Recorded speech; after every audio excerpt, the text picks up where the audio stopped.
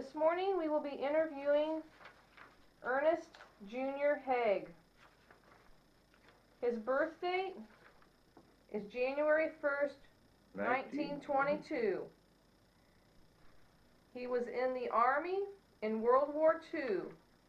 He was a Staff Sergeant, 226th MP Company. Today is March 23rd, 2012, and we're in Fletcher, Ohio. My name is Tona Francis, and I am a friend of Eugene. He goes by Junior. The interview is being conducted for the Miami County Veteran History Project and the American Folklife Center at the Library of Congress. The project is sponsored by the Mission Veterans to D.C. of Piqua. Junior, where and when were you born? In Shelby County. It was in a country home. Wasn't in the hospital. And your family? What did your parents do? They farmed all their life. And did you have any siblings? Brothers or sisters? Oh yeah, 5 sisters and 3 brothers. I mean 2. I'll get it right. There's 3 of us, but there's only 2 brothers. And what were you doing before you entered the service? Helping Dad farm. Done helping other farmers, you know, for needed help once in a while. And did you go to school? It's 8th grade. And where did you go to school at? Orange Township. Did you have any other family members that were in the service? I had 1 year at the Redbow School. I walked to school that year. The first year I went, I walked to school. Was that far from home? Well, not too far, but it was pretty far. Were you by yourself, or did you go No, with I your had the other kids to go with me. Okay. And did you have any other family members that were in the military? Eugene was all. One brother then. Yep. And was he in the Army or Navy or? I remember what branch he went in. Oh, I know they took him so fast that I didn't know he just went through and picked a bunch of guys out and took them. I see. Didn't give no yes and no's if they get home or affirmative or nothing. They just took them. So he didn't help on the farm, or he did? Oh yeah, he helped on the farm when he works at the elevator lot too. Okay. And when you entered the service, were you drafted or did you enlist? I was drafted because I had 2 furloughs. And why did you have furloughs, sir? Because I stayed home. Dad was a farmer, quite a bit of ground, and I helping him farm. And did you get to choose the branch that you wanted to serve in, or did they just tell you where you were going? No, I don't think it did. I don't remember. So you went to the Army though, correct? Yep. And did you do any training here, or where did you go for your training? I went to Alabama. I left Sydney when I had done that because we was in the Sydney district then, living in. We lived in Shelby County then. And I had left on the train from Sydney. Did you leave with several other gentlemen? Or? Yes, there were several. And did you take any specialized training? No, I didn't. So you just went down to basic training in Alabama, and then where did you go from there? Well, we took our training, and I'll never forget how long we had to go, but anyway, we got a furlough of a week furlough or 2 weeks. Anyway, we got that and come home, and we went back to further west and north when we left Ohio there. Got on train, and then we went to Washington State. Went Washington State there for about a week, and then we got settled and straightened around what we was going to do and go, and what we was going to go on. It was about a week, maybe 2 weeks before we really left, across for the water. It sure was funny when they got out there in that big water and couldn't see nothing but water. Did you do any training while you were waiting in Washington State, or you just stayed in the barracks till they were ready? We stayed pretty much on the boat. A lot of them had detail to do with watchmen at night and stuff, and guards, but I never had to. They never called me out for storage, the work going over. All I done was sit around and talk to other guys. So when you headed out on the ship, where did you head to? Where to? Where were you heading to when you left Washington? We didn't know where we was going, actually. Okay, where did you go to though? Where did you end up going? We went across the water and landed in Saipan. Okay, you didn't stop anywhere on the way? No, I don't think so. So then you were based at Saipan? We stopped at Saipan for a while and done a little cave training and I don't know, some other marching training. And finally they blew that atomic bomb and we didn't do nothing for a couple of weeks. Finally they kept staying around. They kept separating us in bunches. I mean, 10 here, 10 there, 25 someplace else. And that's why we separated when we started from Saipan to our destination. And they was picking out people that was in the service longest, and they was sending them home and we was taking their place. And they was asking us for volunteers, and I volunteered for cook. And so they sent me to Guam. I went right to I forget the number, MP outfit. They guarded MPs of the island. And we just got to cooking there, and first thing you know, they come up and asked me if I want to go to Honolulu. And I said, yes, I'll go. What's for? He said, well, we want to send you to cook and baker school. And he said, we'll give you a list of stuff, clothes to take, and have them packed, be ready to go anytime we call. So it might be 2 days, might be 3 days before we call you, or maybe a little longer now. But anyway, we're going to call you later.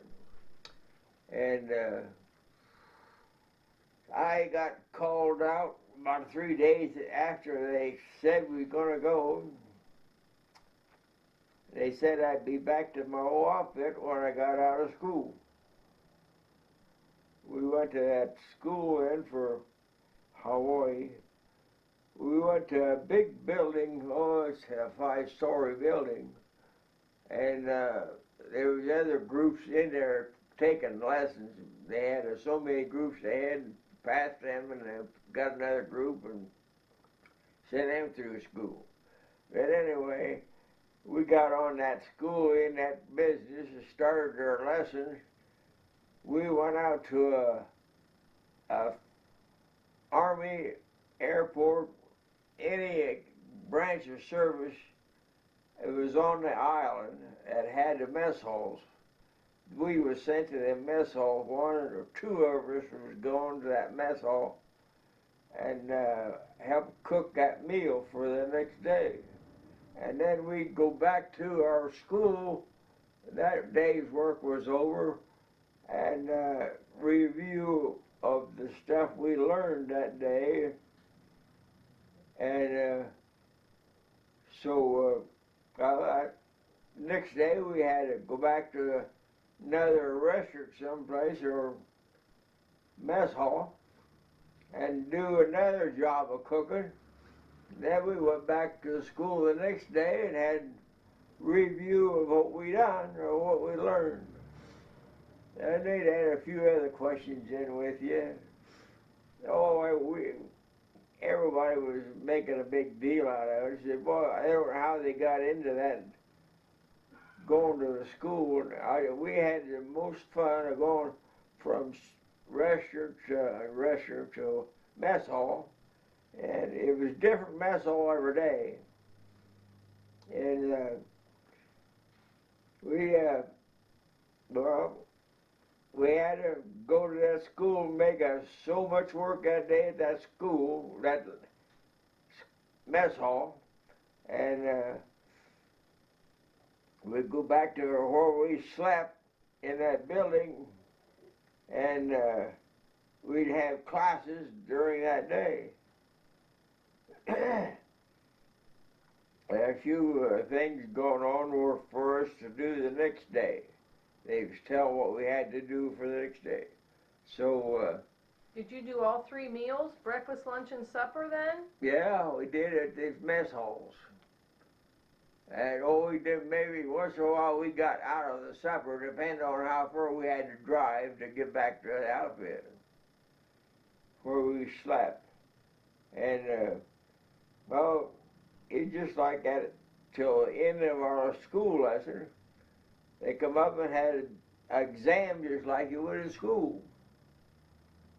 And we took that examination, and if they passed you or they wanted you, or they tell you they was going to pass you, but they didn't say they was going to give you a sergeant or mess sergeant or first cook or what, but they just said they'd pass you. Was it a written test that you took, or yeah, did you have to cook it was something? a written test. And when we got done, they gave us our diploma, just like graduating out of school. I still got the diploma. And I got the recipe book. It's about 3 inches thick. So you kept all your recipes? Yeah, I kept the recipe book. But I don't know, most of the time we didn't have to use them. We had just little wrote papers from the guys there before us. They had patches that wrote down, and we followed theirs instead of looking in our book. But we had fun of going over from one mess hall to the other. Everyone was different. You'd come a place where they had a pineapple field planted, and it was nothing but pineapple. Oh, it was a big field, and it was the prettiest thing you ever seen. That field of pineapple, but coming out in head or them big ears sticking up, you know. We bragged about how nice they looked. Did you see sugar cane too? Other fruit, huh? Did you see sugar cane fields also? Yeah, we seen them. We seen them working on them and all like that. The mess halls, how were they set up? Did they have certain things, all of them? Well, they were just about like all of them, because it was Army, you know.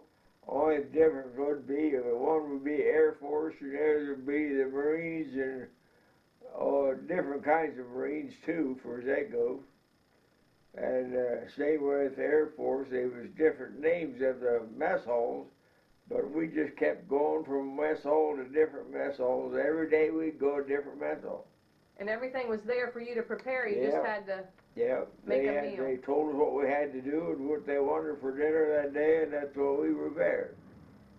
And they graded us. I never seen anybody come around and look at you, but, well, there's a few did, but how they grade you, or how they just stood around and watched us do it. And we got done through there, just like going to school. We had a diploma that showed that we went to school and how kind of grades they give us, and it was all on that piece of paper. So then you had to go back to Guam or Saipan? Yeah, when I was done with the school, I went back to Guam. I went on a boat. The first time I went to Honolulu, I went on an airplane. I didn't tell that. For when I left there, I left on an airplane. And we had a lot of fun going through that school. I tell you, it was just, I don't know, like I was on vacation. So did you meet some nice people that Oh, you kept yes, in I touch did. with? Lots of nice people. A lot of all states. There wasn't, you know, anybody, a whole bunch from Ohio or Indiana or something like that. They just mixed up all over. So how many people cook at one time in the kitchen at the mess hall? There was 5 of us, I believe. They kind of had a different position. One was for salad, and the others for vegetables, and the other were meat, and or something else, beverages, and something to drink, and that's the way they give you the job to do. You had certain jobs like that. Maybe you had a beverage or a coffee make, and that's the reason they had so many, I guess, these schools going through. So each time you were at a mess hall, did you do something different? Yeah, they had something to do. So one time you did vegetables maybe, and the next time you did the drinks? Well, right, good. or vegetables, meat, and stuff like that. So when you got back to Guam, what did you do then? Did you have your own place? Back to Guam in the evening, and they had supper was over with, I guess. Everybody was kind of scattered around. There wasn't very many in the camp. I saw a few cooks and stuff, and they sent me to the mess hall when I got there and showed me a few things around, and they said, you're supposed to start working as mess sergeant tomorrow. I said, so soon? He said, yes, so soon. We need a new guy out there. We can't hardly keep going with this area. So that's what they did. I got that mess sergeant, and I'd done baking at night when the cooks was about to settle down and had their work all done. I didn't bake every night, but every night I baked was nights the food was kept for the next day.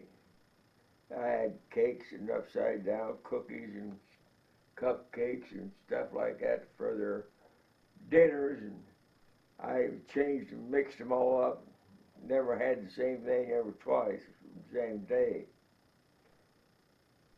Were you the only one that baked, or did other cooks bake? Well, the others kind of helped me get stuff ready when I needed something. All I did was stand there and help mix the stuff together. And if I needed something I didn't have, or they'd go get it. Do you have any good cooking stories? It had a big room for storage in a walk-in refrigerator. So you weren't in a tent to cook, evidently. No, they kind of had a, well, some of the places it was a little canvas with a lot of screening on it, and sometimes that's all they were. Screen and a little canvas that held the screen in tighter, made it look neater. But they was pretty nice mess halls, really. They mostly made out of plywood. Had vent holes in them for air conditioning. Air vents, you know, it wasn't air conditioning, but it was air anyway. So you had a floor, or did you have dirt floor? We had wood floor. Nice. Yeah, they had it fixed up pretty decent. They had, some of the stoves they had was unbelievable.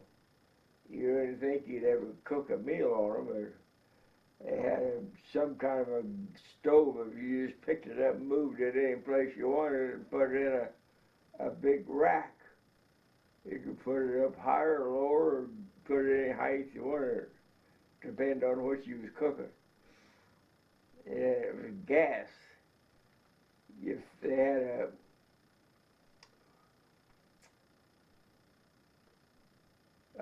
oven, that's only the best thing they had on some of the mess halls. So you did have ovens. Before I got out of there, they had changed my mess hall over to diesel fuel, liquid gas fuel, I guess they called it. And we was using gas stoves. You picked them up and made an oven by putting that little stove in a little box, and then they had shelves in it so you could put your baking in there, cook your meat, whatever. It was pretty nice there towards the last one. We had that oil. It was a lot better to cook. We had more chances. Baking and things was a lot more easier. Because otherwise you had to change stoves around, and whatever you was baking, they had to lower the stove. So they made it a little bit more convenient before you left. Right. I had prisoners to feed too when I was on that island. We was an MP outfit, and we had prisoners too. I don't remember how many we ever had on time, but we'd have them in there, and they had the stockade. Guys watched the stockade, and they had a special guy they could trust. They'd come down to the mess hall and get their food, and then they'd take it back to wherever they were being held. Held at the jail, or whatever you want to call it. They didn't call it jail, but they called it something. And they haul it back there and eat it, and then they bring all the dishes back. Do you have any special stories about cooking while you were over there?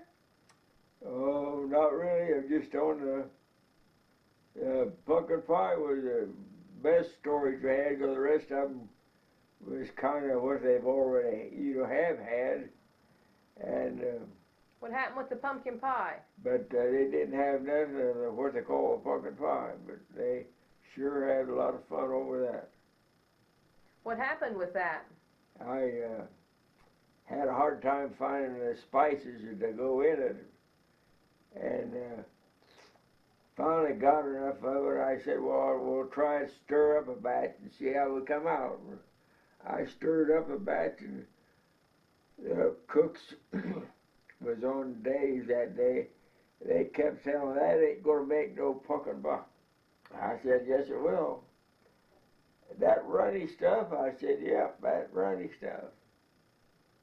So I said, well, he said they had to stay around. It'd be all right if they'd stay around and see one come out of the oven. So I fixed up a bunch and got in the oven, and they ate 5 of them that night before they left mess hall. Wow, did you have to make the crust on those also? Yeah, I made the crust and everything. So did you have competition with that? Somebody else try to outdo you? Well, one guy did it before me, but nobody ate his. They threw it all away. He told this cook that he was going to make it, and he cooked the pie crust in a shell, and then he put the pumpkin in the pie crust that was already cooked. And he put it in the oven to warm the pumpkin, and nobody liked it. They didn't we threw it all out, because I was cooking that day.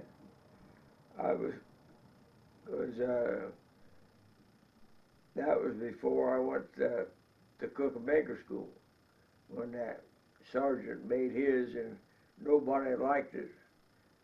And when I got back,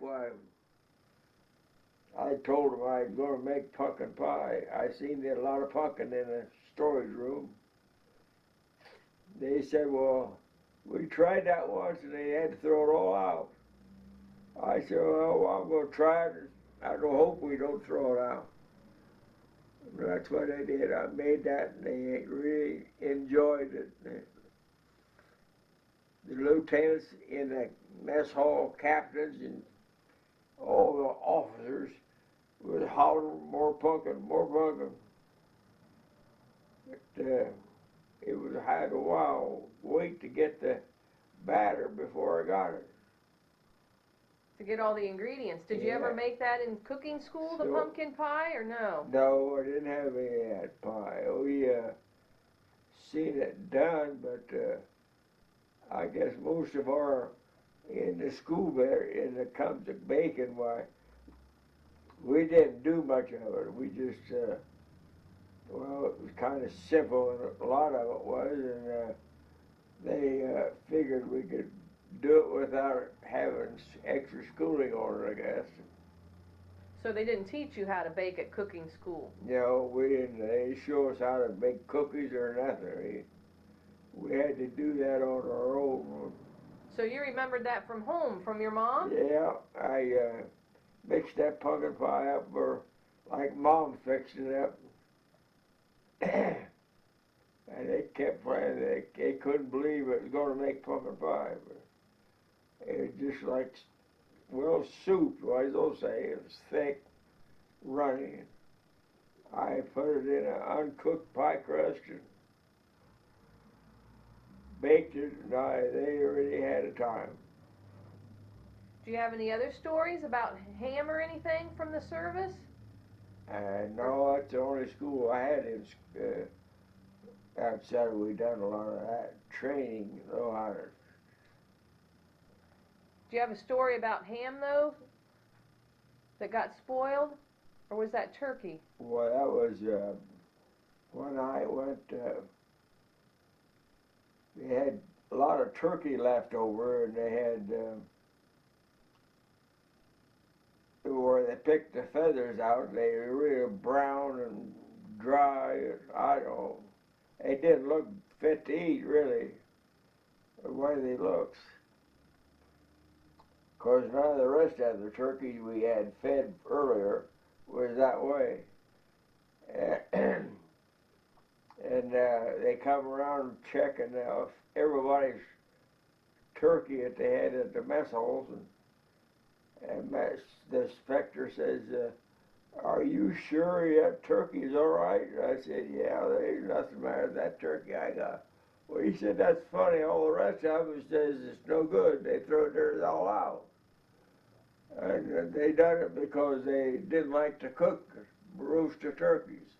Well, they didn't think it was good because of the feather spots? Well, yeah. And it just dried little sunk-in spots, you know. But I fixed up mine, and everybody ate it and said it was good, so it was okay.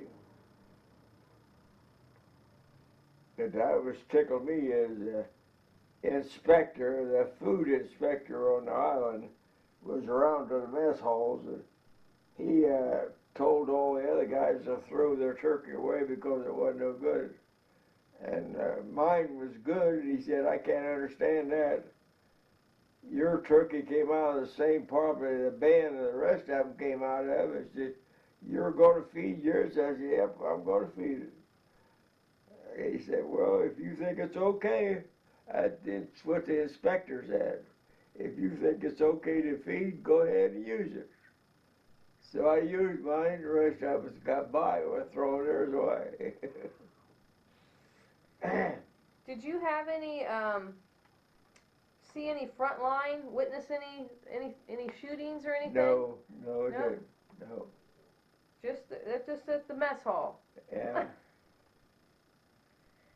And did you lose any friends while you were there? Did you make some friendships and then some of them were killed, or? No, I didn't have any.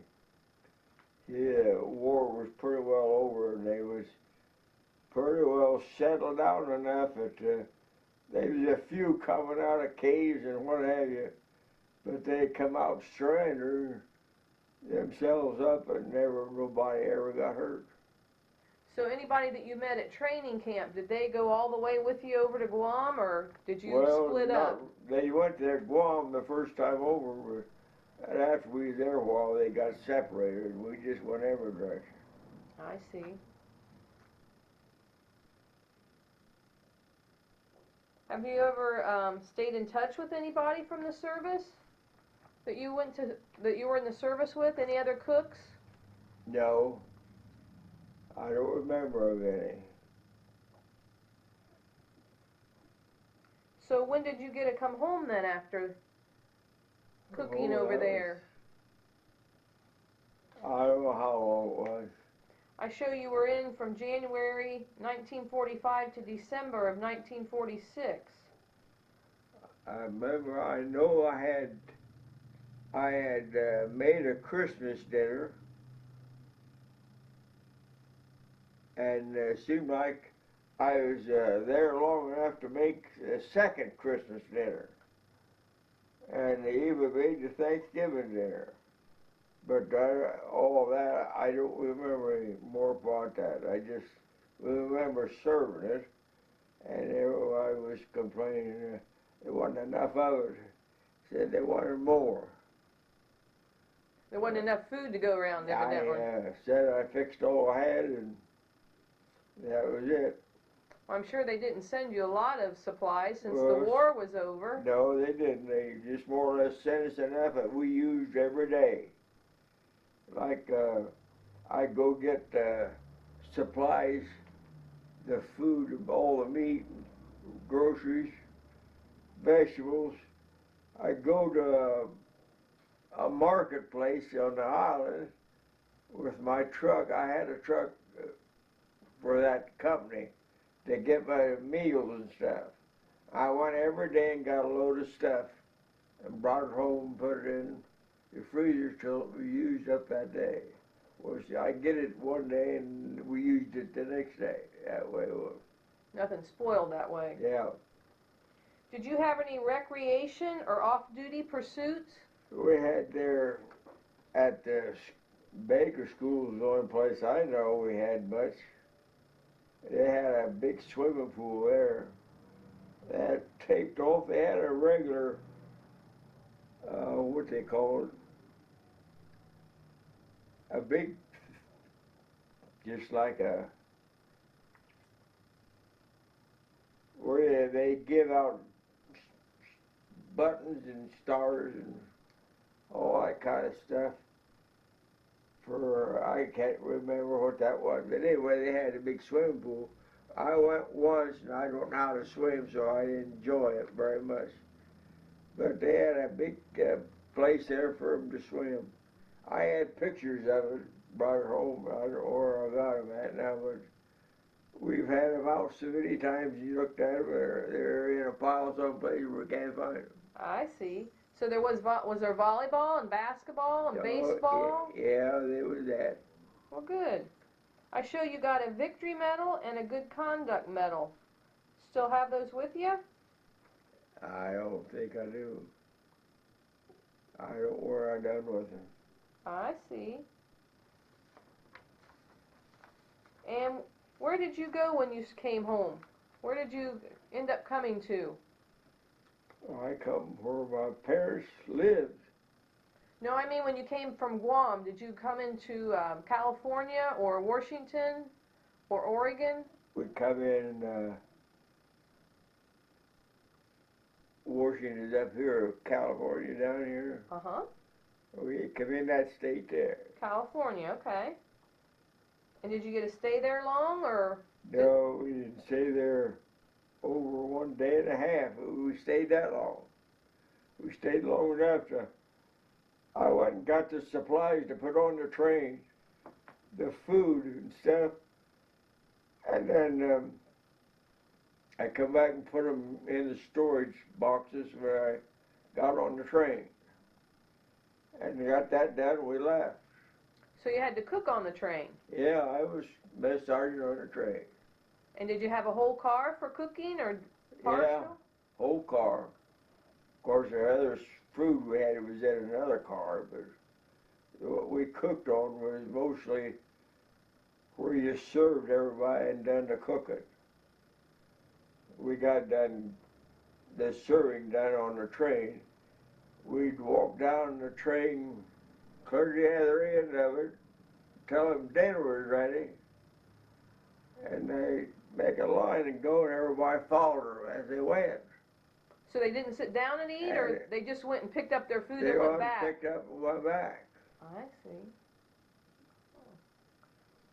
And when you came home, did you come to Sydney, or did you, by train, or did you come to some? Come in Dayton someplace. I don't remember where, but I remember my parents coming from Dayton. Okay, your family came and picked you up. They came in and brought my girlfriend. So you weren't married when you went into No, the service? No, wasn't married. Okay. And then you got married after the service? Yeah, I got home and it wasn't too awful long. We got married in January. She got home. Must have been in November, December when I got home. But anyway, that's, well, she stayed at her mother's and I stayed at my mother and dad. I see. And you were married some 60 years? That's wonderful. I think it was more than that, but that's what he said, I remember. We were married a long time. And how did you readjust to civilian life? Probably wasn't too hard. Did your wife make you cook? Oh, she didn't make me cook. I cooked her once in a while. And what did you do then? Did you farm or did you work somewhere else? Yeah, I was, well, I first got home, we went to, everybody said go to the bakery, where they bake bread and cookies and rolls and all that fancy stuff, you know. So, for the fun of it, I went to the bakery, got a job within 4 days after I was there, and I worked at a bakery in my hometown. My dad used to sell them lard for their bakery, and I helped mix bread and bake the bread and cookies and rolls and upside down rolls and put icing on them. Oh, that was fun. Put a whole pack of rolls on a rack and turned them upside down and dumped them down in the icing and then back up and just kept that up till I got them all done. Wished you'd had that in the service, huh? Been easier on you. Yeah, it would have. But we had to do everything the hard way. So what did you do after the baking then, if you didn't I stay got with that? in the bakery and maybe December. Anyway, I baked all winter till some guy come in and wanted me to go to farm for him. He had 2 farms. He had all the machinery, and he'd pay me so much money and give me some meat and give me my rent. And I don't know what all other was added, but anyway, I'd done his farming that 1 year, and another farmer come in and offered me more, and it was a farmer that I used to know when I was a kid. Okay. And he wanted me to farm for him, and that was closer to where I used to live. So I left this guy, and he used to be a mailman. I'd done all his farming. I had farmed up close to Anna. He had one, and they had one on the other side of Sydney on 706. I'd done them 2 farms. He had the machinery and I'd done it. The way he how much he wanted to fit in each field and everything. He wanted to put out buckwheat at the other farm in Sydney, so he put out 2 fields of buckwheat. And the guy across the road from where he was a farmer had bees. And when that buckwheat started blooming, you could see the string of bees going to that buckwheat field and the string of bees going back. And that farmer said that was the best crop of honey he ever had. He gave us about 3 pounds, I guess that's what they called it, in pound chunks. Oh, it was good. And I combined at buckwheat for him, and he didn't think I was doing it right. And he said, "We'll get the book out and look at it." We got the book out and fixed up the combines and went to work with him, and he said, "Well, that looks more like it." So we combined the whole 2 fields of buckwheat. The first time I ever raised buckwheat, I had a lot of fun with it. Combined it just like with beans. So there must have been the elevators must have wanted buckwheat. Well, we had a certain place they sold it, a certain mill. That's all they'd done is ground meal for buckwheat. And it was close to a little pond or lake. They had water wheels help do some of the chores on the buckwheat. But I remember Lock 2, they called it, or something. I had to go ahead of time to find out where the place was. I didn't know where it was at, so we went out and found a place to where we sold it. I went to combine it and took it down there and sold it from that space. They called it Lock 2 or Box 2. So did you also grow corn and beans then for him, or wheat? Yeah, I did that, but most of the corn I had left just during the corn picking time. I had put the corn picker on for the guy I worked for earlier, first guy I went with, and but I didn't get to pick his corn. I planted it, and he planted a couple of fields of oats and wheat. He had several fields of wheat. I combined them all for him, and when it come to picking corn, why, I had the chance to go to this other guy, and I liked that a lot better house and closer to home. So I knowed this guy from when I was a little kid, because I seen him do the farming, and they have owned quite a bit of ground. And I just went and farmed for him. I was there 12 years for him. I milked, I started out with 8 cows when I ran it with him, and got half of the milk for my wages and stuff. And finally, the other hard hand, he had 2 hard hands when I first went. Well, he only had one when I went in, but I was second. And we both farmed it 1 year for that guy, and he quit, because I was had a profit off of my cows, and I'd done a better job and got more money. He didn't like it. He couldn't figure out why I was getting more milk than he was. He was making the same amount of cows. Did you have family, children? I had 2 boys. One of them was born before I went to the farming.